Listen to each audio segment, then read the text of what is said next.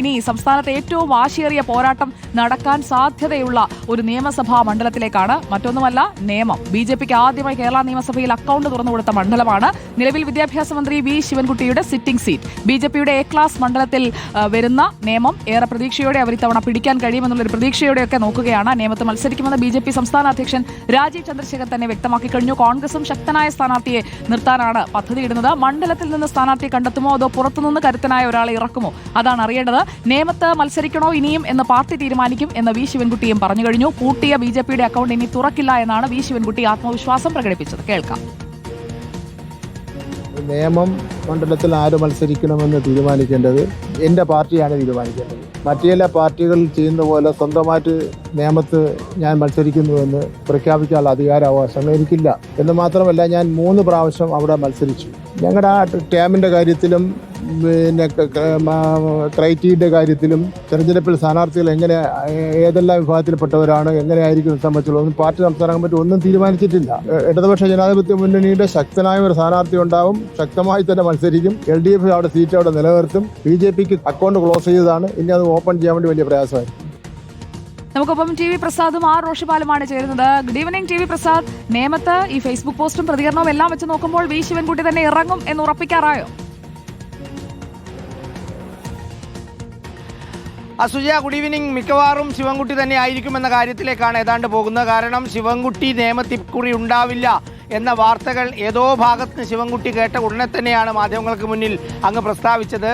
Party അങ്ങനെ ഒരു തീരുമാനമൊന്നും എടുത്തിട്ടില്ല, പാർട്ടി അതിൻ്റെ തീരുമാനത്തിലേക്ക് വരുന്നതേ ഉള്ളൂ എന്ന്. അതിൻ്റെ അർത്ഥം താൻ റെഡിയാണ് എന്ന് തന്നെയാണ്. പലപ്പോഴും ആ വി ശിവൻകുട്ടി പല ആളുകളോടും മത്സരിക്കുന്നതിനെക്കുറിച്ചും മാത്രവുമല്ല, തെരഞ്ഞെടുപ്പിൻ്റെ മുന്നോടിയായി മണ്ഡലത്തിൽ വളരെ സജീവമാണ് വി ശിവൻകുട്ടി എന്നുള്ളതാണ്. അതുകൊണ്ട് CPIM-ന് മാറ്റി ചിന്തിക്കേണ്ട ഒരു സാഹചര്യം ഇല്ല എന്നുള്ളതാണ്. ഇനിയിപ്പോൾ ടേമിൻ്റെ കാര്യത്തിലോ മറ്റോ എന്തെങ്കിലും വലിയ പ്രതിസന്ധികൾ വന്നാൽ മാത്രമേ അത് ശിവൻകുട്ടിക്ക് പാരയാകാനുള്ള സാധ്യതയുള്ളൂ. നിലവിലെ സാഹചര്യത്തിൽ ശിവൻകുട്ടി തന്നെ ആയിരിക്കും എന്നുള്ളത് തന്നെയാണ്.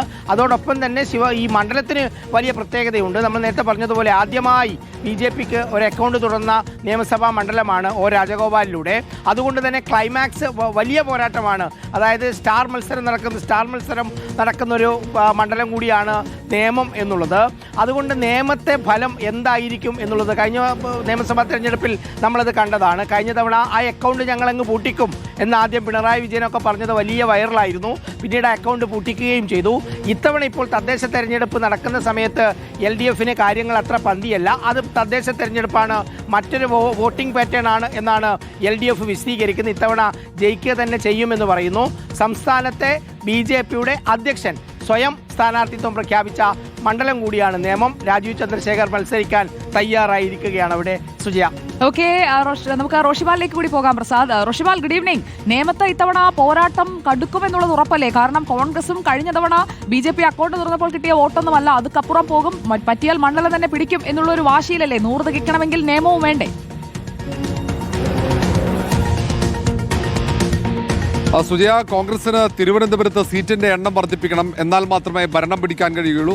അതുകൊണ്ട് നേമം ഉൾപ്പെടെ നഗരകേന്ദ്രീകൃത മണ്ഡലങ്ങളിലൊക്കെ ഏറ്റവും മികച്ച സ്ഥാനാർത്ഥികളെ കളത്തിലിറക്കാൻ തന്നെയാണ് തീരുമാനിച്ചിരിക്കുന്നത്.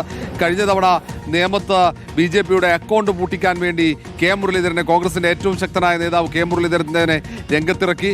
പക്ഷേ വിജയിക്കാൻ കഴിഞ്ഞില്ലെങ്കിലും വോട്ട് വർദ്ധിപ്പിക്കാൻ കഴിഞ്ഞു എന്നതാണ് ആത്മവിശ്വാസം. ഈ തവണ കോർപ്പറേഷനിൽ വലിയ മുന്നേറ്റം ഉണ്ടാക്കാൻ കഴിഞ്ഞതിന്റെ ആത്മവിശ്വാസത്തിൽ തന്നെയാണ് നേമത്തും കടുത്ത മത്സരത്തിന് കോൺഗ്രസ് കളമൊരുക്കുന്നത്. അതുകൊണ്ട് പൊടിപാറുന്ന മത്സരമായിരിക്കും നേമം നിയോജക മണ്ഡലത്തിൽ നടക്കുക എന്ന കാര്യത്തിൽ സംശയമില്ല.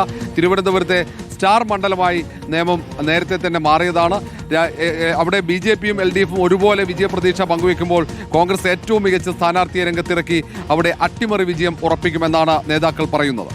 ഓക്കെ, ആ റോഷിപാലും TV പ്രസാദുമാണ് നമുക്കൊപ്പം ചേർന്നത്. അപ്പോൾ പ്രിയപ്പെട്ട പ്രേക്ഷകരെ, നേമത്ത് ആരായിരിക്കും വരിക, എങ്ങനെയായിരിക്കും മത്സരം ഉണ്ടാവുക, അതൊക്കെ അറിയാൻ നമ്മൾ കാത്തിരിക്കുകയാണ്. നേമം മാത്രമല്ല, മറ്റു 139, 140 മണ്ഡലങ്ങളിലെയും കൃത്യമായ വിലയിരുത്തലുകളും അതുപോലെ തന്നെ തെരഞ്ഞെടുപ്പ് പോരാട്ടത്തിന്റെ നേർചിത്രങ്ങളും ഒക്കെ റിപ്പോർട്ട് കംപ്ലീറ്റ് ഇലക്ഷൻ ചാനലിലൂടെ പ്രേക്ഷകർക്ക് കാണാം.